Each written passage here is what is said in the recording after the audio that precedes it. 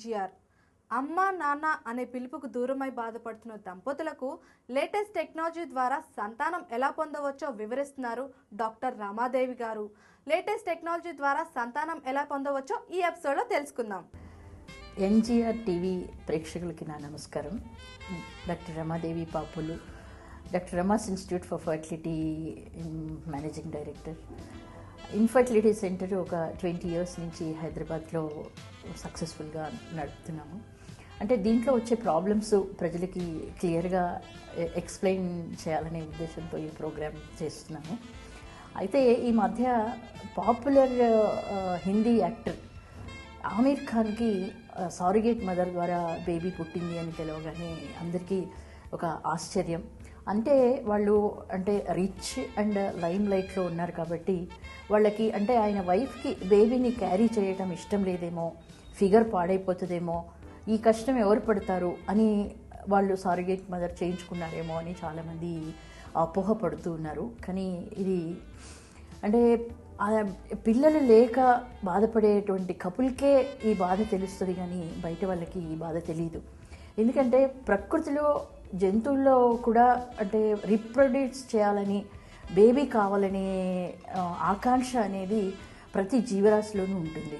అటువంటిది మనిషి చాలా అన్ని జీవరాశుల కన్నా ఇవాల్వ్డ్ జీవరాశి. తర్వాత బ్రెయిన్ ఉంది, హార్ట్ ఉంది. వీటితో మనము ఎన్నో ఆలోచిస్తూ ఉంటాము, ఎంతో సైకలాజికల్ స్ట్రెస్కి ఫీల్ అవుతూ ఉంటాము. తర్వాత సైకలాజికల్ హ్యాపీనెస్ కూడా మనకి ఉంటుంది.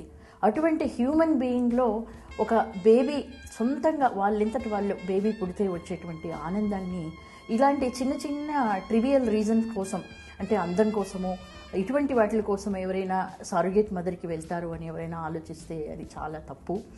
ఎందువల్లనంటే ఇది ఒక లైఫ్ టైంలో ఈ కాలంలో ఇదివరకంటే 5గురిని 10 మందిని కనే రోజులు. కానీ ఈ రోజుల్లో దాదాపుగా ఫ్యామిలీకి ఒకే చైల్డ్, ఎట్ ద మోస్ట్ ఉంటే 2 చిల్డ్రన్ ఉంటున్నారు.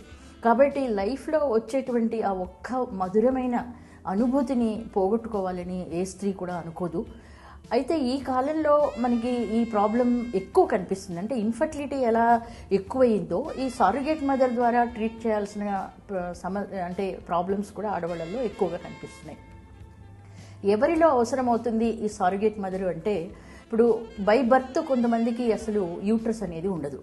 ఇది ముఖ్యంగా మన ఆంధ్రప్రదేశ్లో మేనరికం పెళ్లిళ్ళు చేసుకునే తల్లిదండ్రులు, అమ్మాయి తల్లిదండ్రులు కనుక మేనరికం కనుక అయితే అటువంటి వాళ్ళల్లో యూట్రస్ డెవలప్ కాకపోవటం అనేది చాలా కామన్గా కనిపిస్తుంది.